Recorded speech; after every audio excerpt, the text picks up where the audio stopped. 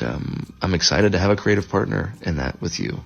And it's just really exciting. There's so much more to say. There's so much I want to say. And there's one thing that I do need to say, which is, I am so sorry you have been through what you've been through with these other filmmakers and producers or whoever the people were that you worked with. It just pissed me off.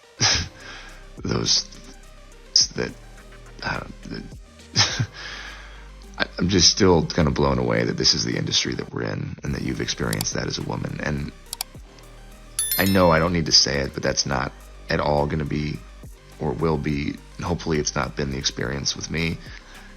There's nothing more exciting to me like that I get to work with Blake Lively and have her, all of her. I mean, that's what I want. And so there's been no hesitancy with me sending you the final draft file. I am totally fine with that. The only reason I didn't send it today was because I was trying to implement and add your notes into my working draft, which is already like I'm all over that draft right now. So there's a whole bunch of new stars that are going to be collated pages. And I just haven't had a chance to send it to you. What started as a dream project has now turned into one of Hollywood's biggest behind-the-scenes battles. Blake Lively versus Justin Baldoni. Who's really telling the truth? Is this just a creative disagreement? Or are we witnessing a full-blown Hollywood meltdown featuring lawsuits, celebrity alliances, and even accusations of forged documents? But before we dive into this cinematic drama that's better than half the movies Hollywood actually produces, do me a favor, hit that subscribe button. Why? Because every time you subscribe, you're not just fueling the gossip fire. You're literally helping me afford my overpriced coffee addiction. And trust me, I need caffeine to keep up with this level of drama. All right, now grab your popcorn because this tea is scalding hot. Let's go. The dream that turned into a nightmare. Once Upon a Time, It Ends With Us was set to be the next big book-to-movie adaptation. Fans of Colleen Hoover's novel were ecstatic when Justin Baldoni, known for his heartfelt storytelling, was announced as the film's director, and potentially one of its stars. Wrong. Yeah. And they said, so you were the choice, but the network said that your eyebrow... I was one of the two people, maybe, and then I get a call from my managers and my agent. They were both on the line, which means it's something serious. Right. Either you got the job or there's something... Add in Blake Lively, fresh off her reign as Hollywood's queen of wit and wardrobe, and you had a film that practically sold itself before even hitting the cameras. Fans were excited. Confetti was metaphorically thrown, and it seemed like smooth sailing ahead. Until suddenly, the ship hit an iceberg. The allegations that shook Hollywood. Things took a sharp left turn when Blake Lively publicly claimed that Baldoni was forcing comedic elements and extravagant wardrobe choices onto the film, completely overshadowing the emotional depth of the story. According to her, what was meant to be a deeply raw and moving adaptation was turning into something far too lighthearted, against her wishes. And then Baldoni fired back. Not just with words, but with a massive defamation lawsuit worth hundreds of millions. He came armed with text messages, emails, and meeting logs, all supposedly proving that Lively had agreed to the comedic touches from the beginning. So was she forced? Or was she just changing her story mid-production? Eyebrows would be too distracting. Oh, what? Oh, no. And then they went like, so what can we do about your eyebrows? I'm honored, and I'm also more honored that because, what we're talking about is so important and so meaningful that we're able to have this much anticipation and so many people want to go see it and are talking about it. Like, that's what I'm grateful. I mean, honestly, the way that I get into a character is through their style. So it was more about who Lily is that was so fascinating to me. Could Lively's evidence be fake? This is where the story takes a turn into full-blown courtroom drama. Baldoni has gone as far as to suggest that Lively's camp may have planted evidence or misrepresented documents to make him look like the villain. If this turns out to be true, we're not just looking at a creative disagreement. We're looking at a legal scandal that could completely wreck someone's reputation. But then, Hollywood's biggest names jumped into the fight. Hollywood's A-list takes sides. As tensions escalated, 10 major celebrities stepped in, and most of them sided with Baldoni. Gina Rodriguez, who worked with Baldoni, called him a respectful collaborator and said comedic choices were always a group decision. Chrissy Metz dropped a cryptic truth and kindness message, an indirect side-eye at Lively's claims. Hilary Swank, who rarely comments on Hollywood drama, reportedly found the accusations against Baldoni hard to believe. Mindy Kaling suggested that comedic choices are never forced onto a movie, especially not onto an A-list actress like Lively. Selena Gomez questioned how a lead actress could be blindsided by creative decisions, implying Lively was fully aware. Shawn Mendes randomly posted a message calling Baldoni one of the real ones, because apparently even pop stars need to weigh in on Hollywood drama. Camila Cabello outright said, "A star as big as Lively doesn't get forced into anything."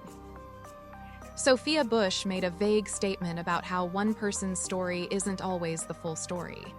So either Baldoni is a master manipulator, or Lively's meltdown might not be telling the whole truth.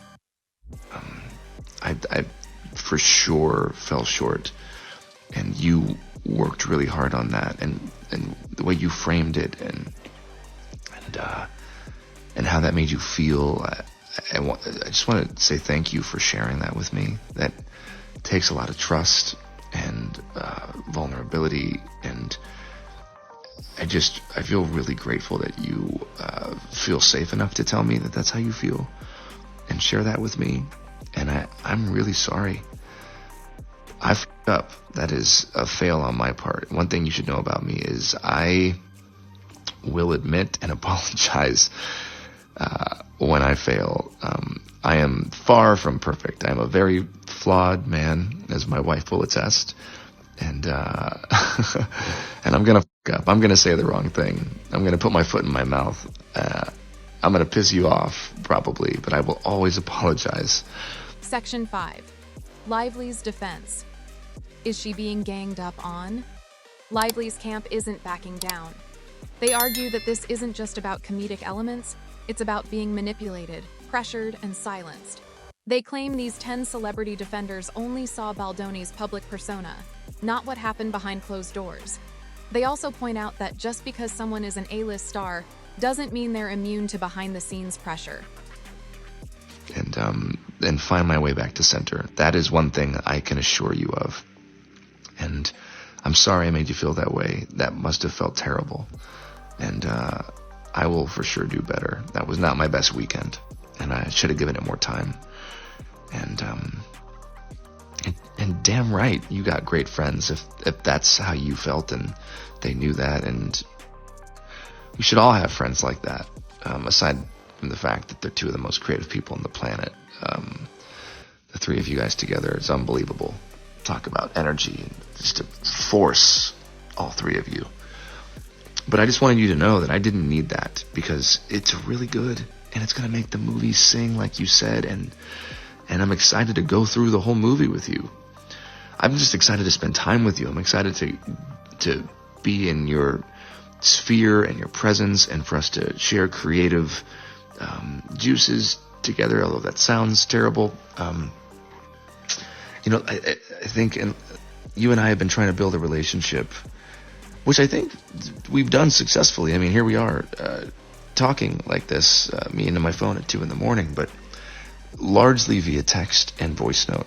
And that, I will be honest with you, that is not my biggest strength. I love being with people and being in somebody's space and being face to face, and I feel like that's where I excel, and definitely fallen short at times in our text and voice note exchanges, because there's so much to communicate and there's so much happening, and all that to say, I'm just really looking forward to spending time together, and I think that's going to really go a long way for our chemistry, which I believe is there and has been there from the start. So I was so damn excited when you wanted to do this film. I felt it in the room when we met, and yeah, I think it does come from the both of us being hardworking and having a vision and not settling. Hey, Blake, it is 2 a.m. Hopefully this does not wake you up. Whew. Wow, there's so much I want to say to you, and I hope that we can FaceTime or see each other in person soon and get to talk more. But I'm just gonna send you a few thoughts, and hopefully it's not gonna be more than a few minutes. But that I don't have the best track record. I don't think either one of us have the best track record for our voice memos. I want to start with an apology. Man, reading the second part of your message, my heart sank, and I'm really sorry. Hollywood is a power game, and if you don't hold the right cards, you might get played, even if you're Blake Lively. The courtroom battle and the future of the film. So where does this leave us? If this goes to trial, expect big-name testimonies, leaked text messages, and possibly a Hollywood career-ending scandal. If Baldoni proves his case and reveals fake evidence, Lively's credibility could be shattered. If Lively proves she was misled, Baldoni's reputation might take a permanent hit. Meanwhile, It Ends With Us sits in limbo. The film may never see the light of day, and if it does, will fans even care? Or will the off-screen drama overshadow the entire project? This isn't just another Hollywood feud. This could redefine how we view creative power struggles in the film industry. But what do you think? Was Blake Lively unfairly manipulated? Or is Justin Baldoni just defending himself from false accusations? Let me know in the comments. And before you go, don't forget to like, share, and subscribe. Because every subscriber helps me not only afford my daily coffee, but also my car payment. Seriously, YouTube monetization is the only thing keeping my wheels on the road. Until next time, stay blessed and never agree to go skydiving without a parachute.